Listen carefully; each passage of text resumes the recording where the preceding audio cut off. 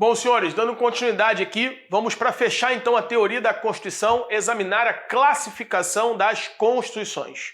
Uma primeira classificação que costuma aparecer em prova divide as Constituições em Constituições escritas e Constituições não escritas. Primeira observação importante, costuma vir em prova como pegadinha: Constituição ser não escrita não significa dizer que ela não é produzida, ela não é formada por documentos escritos. A Constituição não escrita, ela pode ser composta por uma série de documentos esparsos naquele ordenamento jurídico que são documentos escritos. E o grande exemplo aqui, citado na doutrina, é a Constituição inglesa, que, em que pese ser não escrita, é formada por uma série de leis, de atos, de documentos que fazem parte da Constituição não escrita, mas formada por documentos escritos. Como, por exemplo, o Habeas Corpus Act. É um documento escrito que compõe a Constituição não escrita inglesa. Então, cuidado com isso. Já a Constituição escrita é aquela Constituição formada por um documento escrito, solene e reduzido a termo. Então, um documento formal, escrito, solene, que tem forma de Constituição. A Constituição da República Federativa do Brasil de 88 é uma Constituição escrita. A Constituição americana, em que pese 7 artigos, é uma Constituição escrita. A Constituição francesa é uma Constituição escrita. Então, a primeira classificação divide as Constituições em Constituições escritas e Constituições não escritas. Joga na tela, por favor. Escritas e não escritas. Cuidado com a pegadinha. Para ser uma Constituição escrita, além de o texto ter de ser escrito, é preciso que seja composta por um texto único, sistemático, um texto solene, único, sistemático, reduzido a termo, editado em um determinado momento histórico.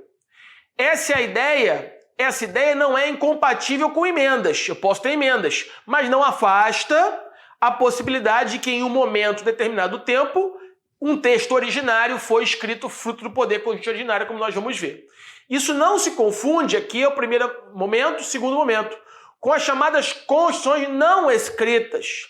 Seriam aquelas compostas por diversos elementos, como atos escritos, assim como costumes, tradições e práticas, que se enraizaram na prática constitucional de determinado Estado. O exemplo aqui é a Constituição inglesa.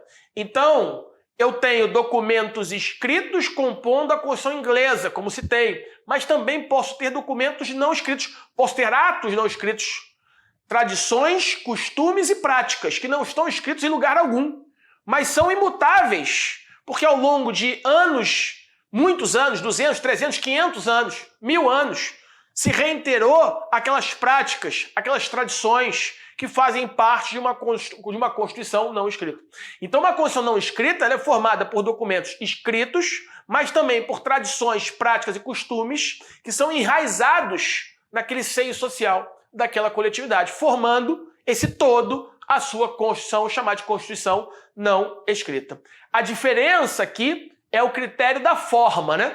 Então, a classificação entre Constituição escrita e não escrita toma como parâmetro o critério da forma, ok? Segunda classificação, Constituições dogmáticas e históricas. Normalmente se faz uma relação na doutrina entre Constituições históricas e não escritas. As Constituições que são históricas são não escritas. A Constituição, por exemplo, inglesa, é uma Constituição histórica e não escrita. Diferentemente da Constituição histórica, nós temos a Constituição dogmática. Ora, qual é a diferença? A Constituição dogmática ela é construída num determinado momento isolado do tempo, em que o titular do poder constituinte originário, ou os titulares, ou aqueles que o representam, uma Assembleia Nacional Constituinte, por exemplo, se reúne em Assembleia Nacional Constituinte num determinado momento para produzir um texto escrito. Esse texto escrito vai trazer em consideração, vai levar em consideração os dogmas, os valores supremos daquela sociedade naquele momento do tempo. Então, aquele conjunto de pessoas organizada politicamente, exercendo soberania numa base territorial, vai levar em consideração dogmas que orientam a vida em sociedade naquele momento isolado do tempo, reduzindo essa Constituição a termo, sendo normalmente essa Constituição escrita. Então, há uma ligação entre as Constituições dogmáticas, são elas escritas e as históricas são elas não escritas. Ora, as históricas são formadas por um conjunto de práticas reiteradas, costumes, tradições que se enraizaram naquela coletividade ao longo de vários anos. Então, normalmente, a histórica é não escrita. Joga na tela, por favor. Segunda classificação de constituição dogmática e histórica. Essa é uma classificação quanto ao modo de elaboração. O que seria uma constituição dogmática? Se vincula às constituições escritas, por serem editadas em um determinado momento histórico. Há um texto normativo que sintetiza as decisões políticas fundamentais daquele povo, como aconteceu na Constituição Federal de 88. Ora, o Estado Democrático de Direito, a República Federativa do Brasil se constitui em Estado Democrático de Direito. Valores, decisões políticas fundamentais daquele povo representado em Assembleia Nacional Constituinte pelos seus representantes legais. Então, uma Constituição escrita e dogmática, porque leva em consideração os dogmas daquele momento histórico na qual ela é produzida. Tudo bem? Joga na tela. Já a histórica não é editada em um momento histórico específico. É um processo lento e gradual. Se dá ao longo da história, Constituição inglesa. A vinculação entre a Constituição histórica e a não escrita, já falei aqui. Tudo bem? Quanto à origem do poder, né? Quanto à origem, está aqui então a terceira classificação. Quanto à origem do poder, as constituições podem ser promulgadas ou podem ser outorgadas. As constituições outorgadas são aquelas impostas, são aquelas editadas de cima para baixo por um governante, normalmente um déspota. Então as constituições outorgadas são aquelas impostas por um governante à coletividade, ao povo. Normalmente constituições ditatoriais, normalmente constituições que dão origem a estados despóticos. No Brasil, a Constituição, por exemplo, de 24 foi outorgada, a de 37 outorgada, a de 67 outorgada. E para aqueles que consideram a Constituição de 69 como uma Constituição, que é o AI-5, também uma Constituição outorgada, regime militar. A de 34 instituiu no Brasil, por exemplo, o segundo governo Vargas, a ditadura Vargas de 34, a 67 e 69, a ditadura militar, são constituições outorgadas, impostas pelo governante àquela coletividade. Que não se confundem com as promulgadas. As promulgadas, elas são originadas de um grande debate cívico, de uma sociedade politicamente organizada que, debatendo, vai eleger suas preferências, no seu modus vivendi, na sua forma de se organizar politicamente. E aí, então, os representantes do povo, diretamente ou pelo meio de seus representantes legais, vão construir essa Constituição e apresentá-la ao governante. Então, uma Constituição que é construída do povo para o governante e não do governante para o povo de forma impositiva. São as chamadas, quanto à origem, as Constituições promulgadas. No Brasil, Constituição de 88, por exemplo, 1891 e a de 34. O primeiro governo Vargas foi um governo que não foi fruto de uma Constituição outorgada e sim promulgada. Então, já as promulgadas são aquelas que surgem de movimento social, popular e espontâneo, que nasce nas ruas, normalmente, vem da sociedade, tem uma característica democrática. A origem fundamental é a manifestação popular, que se traduz em votação e discussão em Assembleia Constituinte, formal e eleita. 81, 1891, 34 e 46 e a de 88, por óbvio, a última Constituição brasileira, ok? Então, quanto à origem, volta para mim, elas podem ser promulgadas, podem ser outorgadas. E aí, nesse meio do caminho, a doutrina vai lembrar das chamadas constituições cesaristas. Normalmente, as constituições cesaristas, elas se apresentam no seguinte contexto. Eu tenho normalmente um líder popular, normalmente amado, né? Muito carismático, exaltado pela grande massa, adorado pela grande massa, porque tem uma retórica muito grande, um grau de convencimento, medidas muito populares, um governo populista que apresenta uma Constituição que aparentemente ela visa salvaguardar liberdades públicas, mas ela é imposta por aquele governante. Só que aquele governante vai, no momento posterior, apresentar aquela Constituição à coletividade, para a coletividade aprovar aquela Constituição num plebiscito. Então são chamadas constituições cesaristas. São aquelas que surgem diretamente da sociedade, sendo discutidas pelas autoridades, mas que depois de pronta, em tentativa de legitimação por meio de consulta popular ou referendo, são submetidas à aprovação popular. Discute-se de que categoria acima ela mais se aproximaria. Prevalece que ela tem um viés autoritário, por isso se aproximaria mais das outorgadas. Está errado aqui. Se ela tem um viés autoritário, se aproximando mais das outorgadas, e não promulgadas, conserte aí. O referendo acaba sendo uma relação de manutenção daquele líder no poder, utilizando-se, como disse mais cedo, há pouco, do seu carisma, sendo apenas um verniz de democracia. Então, normalmente, são líderes populares, Venezuela, por exemplo, que movimenta e manipula as massas, que controla a imprensa, para só ser divulgado o que interessa a ele, e ele traz uma Constituição que normalmente é violadora de direitos fundamentais, mas para dar uma legitimidade democrática, um verniz de democracia, ele submete ao povo para que ele possa referendar. Um povo já manipulado, a maioria vai acabar votando em favor dele e aquele poder vai se protraindo no tempo, fazendo surgir ali ditaduras disfarçadas de regime democrático. Então, para a maioria dos autores, essas constituições chamadas cesaristas se aproximam mais das outorgadas do que das promulgadas. Tudo bem? Tranquilo?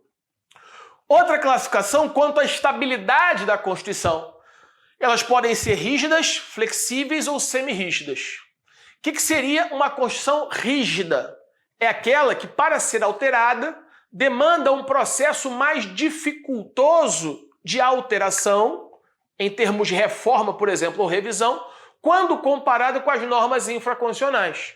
Então, se numa norma infraconstitucional eu preciso, como sabemos, em determinadas matérias de lei, uma lei ordinária que precisa de maioria simples para ser alterada, há metade dos integrantes mais um presente na sessão, há outras normas, há outras matérias que eu preciso de lei complementar, 2/3 daquela maioria qualificada, melhor dizendo, e eu posso ter normas constitucionais que eu preciso de uma maioria qualificada da Casa Legislativa, 2/3 da Casa Legislativa para alterar aquela matéria, se for matéria, por exemplo, constitucional referente a uma alteração por via de emenda à Constituição. Então, sempre que a Constituição ela exigir para a alteração do seu texto um quórum diferenciado com relação às leis infraconstitucionais, eu vou dizer que ela é rígida. Ora, numa posição diametralmente oposta estariam as constituições flexíveis. As constituições flexíveis são aquelas que, para sua alteração, eu não tenho uma diferença com o processo ordinário de alteração das normas infraconstitucionais. Ou seja, o mesmo processo de alteração da Constituição é o mesmo processo de alteração das normas infraconstitucionais. E isso a gente vai ver um pouco mais à frente, que é inclusive um obstáculo para o próprio controle de constitucionalidade. Porque uma norma infraconstitucional poderia alterar a própria Constituição.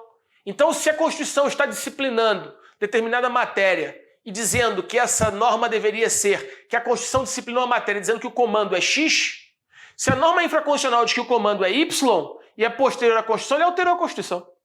Porque se o sistema de alteração é o mesmo da Constituição quando comparado com a lei infraconstitucional, então se a Constituição é flexível, eu não teria como partir de uma ideia de controle de constitucionalidade. Por isso a gente vai ver mais à frente que um dos pressupostos do controle de constitucionalidade, quando falar na aula específica de controle de constitucionalidade, é a Constituição ser rígida. Ter um processo de alteração mais dificultoso quando comparado com o processo de alteração das normas infraconstitucionais. Porque se o processo é o mesmo, para alterar a norma infraconstitucional e para alterar a Constituição, eu não tenho controle de constitucionalidade, ou pelo menos não tenho um dos pressupostos. Então os pressupostos que a gente vai ver mais à frente do controle de constitucionalidade seria a supremacia da Constituição e a Constituição ser rígida. Supremacia da Constituição e Constituição rígida são pressupostos ônticos do controle de constitucionalidade, como nós vamos estudar mais à frente. Mas eu já preciso, nesse momento, introduzir essa ideia para que você saiba que esse estudo aqui não é um estudo isolado, estanque. A gente está estudando uma matéria, mas que tem a ver, obviamente, como fundamento de um outro tema dentro da teoria, ou dentro do direito constitucional, dentro do controle de constitucionalidade. Tranquilo? Então joga na tela, por favor. Ora, então, quanto à estabilidade, diz a doutrina, rígidas, flexíveis e semi-rígida. A semi-rígida, ela teria uma parte que seria rígida e uma parte que seria flexível. Flexível. Uma parte rígida, uma parte flexível. A Constituição o artigo 178 da Constituição de 1824 é uma Constituição semi-rígida. Porque esse artigo 178, ele só poderia ser alterado por um processo de alteração mais dificultoso. O resto da Constituição poderia ser alterado por um processo normal, ordinário de alteração. Então era uma Constituição semirrígida. Joga na tela, por favor. O objetivo básico do constitucionalismo é proteger valores fundamentais da sociedade, de maiorias transitórias. Se imutável, ela ou perderia sua efetividade ou sua força normativa. Então aqui qual é a ideia, né? Se eu penso numa Constituição imutável, porque quando eu penso em Constituição flexível, Constituição rígida, eu estou pensando no processo de alteração da Constituição, que a gente vai ver um pouco mais à frente, nas próximas aulas, estudado pelo poder constituinte derivado reformador. Ora, se eu digo que o poder constituinte, a gente viu isso em blocos passados, né? Na lei fundamental, o conceito decisionista de Constituição do Carl Schmitt dizia que as decisões políticas fundamentais seriam imutáveis, só poderiam ser mudadas por uma nova Constituição. Então eu preciso ter um processo de alteração da Constituição, até porque a Constituição precisa, em algum momento, La Salle, refletir os fatores reais de poder, refletir situações que não estão estanques. O direito, a gente vai ver isso no neoconstitucionalismo, o direito não é uma ciência isolada que não é influenciada, por exemplo, como queria Kelsen, na sua teoria pura do direito, que não é influenciado pela economia, que não é influenciado pela filosofia, que não é influenciado pela sociologia, que não é influenciado pela psicologia. Todos esses ramos de conhecimento influenciam a organização social, por óbvio. Então, eu não posso ter uma Constituição estanque se ela não refletir, se ela refletir as preferências sociais de um determinado momento estanque do tempo sem a possibilidade de ser alterada, daqui a 20, 30 anos, ela não mais reflete a realidade. Se ela não mais reflete a realidade, uma das suas missões também é essa, não só essa, como queria La Salle, mas também como queria Hess. Ela tem força normativa, eu crio o que nós dissemos em momentos anteriores, que é justamente uma patologia normativa para a Constituição, fazendo atingir diretamente a sua força normativa. Então, por isso, esse processo de alteração, ele é fundamental para que a Constituição seja uma norma viva, que não perca, obviamente, em atualidade, possa a todo tempo refletir, obviamente, que possivelmente uma velocidade menor do que ocorre no mundo dos fatos, né? Então, joga na tela, por favor. Ora, se ela for imutável, diz o texto aqui, né, que eu coloquei para vocês, ela perderia sua efetividade, sua força normativa, ou duraria muito pouco. Toda hora eu teria que ter manifestação do poder constituinte originário, muitas vezes por meio de revolução, que geraria uma intranquilidade jurídica, violaria a segurança jurídica, sendo necessária a promulgação de uma nova Constituição que refletisse a nova sociedade. Ou seja, as constituições precisariam ser um mecanismo de reforma, precisam de um mecanismo de reforma. Mas uma Constituição muito fácil de se modificar acarreta também prejuízo a esses valores essenciais. Existem valores essenciais que são pilares da vida em sociedade, princípio da vedação retrocesso, que a gente vai ver um pouco mais à frente, chamado também de efeito cliquet, que eu não posso ficar alterando a todo momento, sob pena de perder força normativa e perder proteção de determinados direitos fundamentais, que são o escopo de uma sociedade que vai evoluir para um grau de satisfação cada vez maior dos seus integrantes. Então, na tela, as constituições devem ter um mínimo de instrumento, devem ter instrumentos aptos para proteger esses valores fundamentais. E, ao mesmo tempo, ser aberta a mudanças que ocorram na realidade. Essa é uma discussão dessa classificação. Então, o que seria as constituições flexíveis, né, que eu acabei de falar? São aquelas cujo processo de alteração é idêntico ao processo legislativo ordinário. Aqui, senhores, não há controle de constitucionalidade. Não há controle de constitucionalidade. Porque, como eu disse, um dos pressupostos do controle de constitucionalidade é a rigidez constitucional. E mais do que isso, é a supremacia da Constituição, como nós vamos ver em aulas futuras. Na tela, o processo legislativo é um só nas flexíveis, né? Então, se eu tenho uma maioria simples, por exemplo, para alterar uma lei ordinária, para alterar a Constituição, eu também vou ter uma maioria simples. Metade mais um dos presentes naquela votação.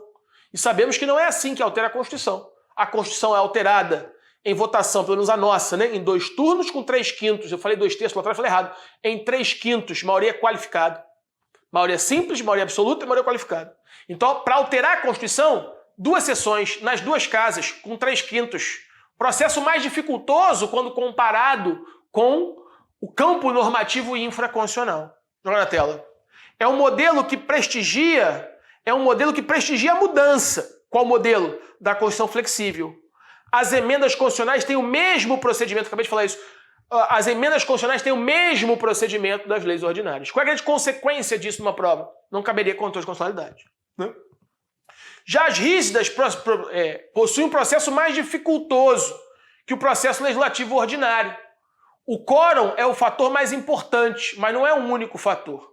Ok? Então, senhores, depois vou deixar esse texto aí, tá no slide para vocês lerem e, obviamente, terem esse material, porque eu não vou ficar aqui lendo slide. Semi-rígido e semi-flexível também já falei. Cuidado só, para a gente fechar essa classificação, com essa classificação da professora Maria Helena Diniz de São Paulo, que ela vai dizer que as constituições poderiam ser super rígidas. Já vi prova perguntando isso. O que seria super rígidas? São aquelas que possuem cláusula pétrea, as quais somente podem ser alteradas por uma nova Constituição.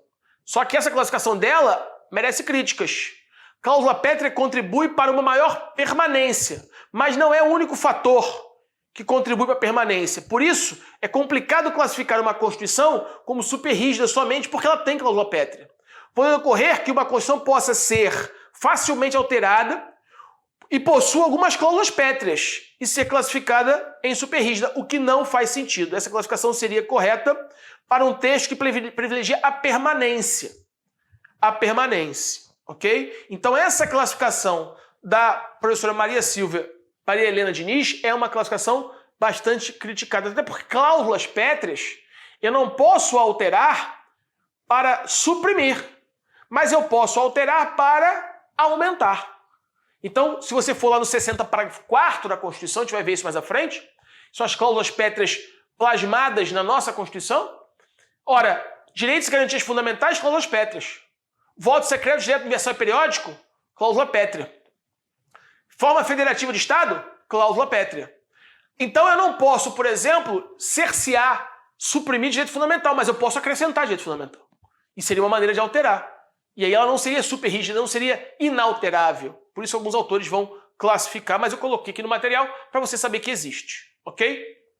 Muito bem. Continuando. Outra classificação. Constituições simples e compromissórias. Aqui haveria uma ligação muito próxima, né, com a Constituição histórica ou dogmática. Qual é a ideia aqui? Na Constituição dogmática, ela é produzida no momento estanque do tempo e ela vai refletir aquelas escolhas políticas daquela sociedade organizada civilmente.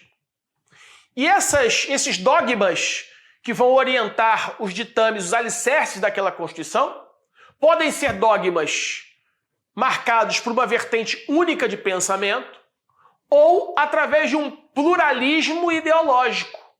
Então, se eu tenho uma Constituição fundada apenas num dogma, apenas numa orientação, apenas num caminho, eu vou chamá-la de simples. Ao mesmo tempo, eu posso ter as compromissórias. As compromissórias, elas são fundadas em dogmas diversos, muitas vezes até conflituosos.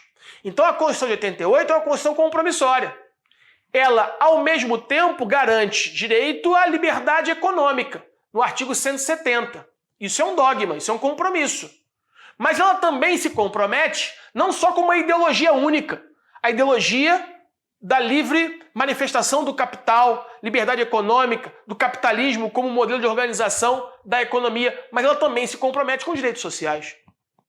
Ora, nos direitos sociais, determinados serviços vão ser oferecidos gratuitamente para aquela coletividade. Gratuitamente até a página 2, né? Porque haverá uma tributação para custear aquilo. Mas você não precisará dispendiar determinados valores para, por exemplo, educação e saúde. Como, por exemplo, educação e saúde quando prestados pelo Estado. Então são direitos de segunda geração, direitos sociais.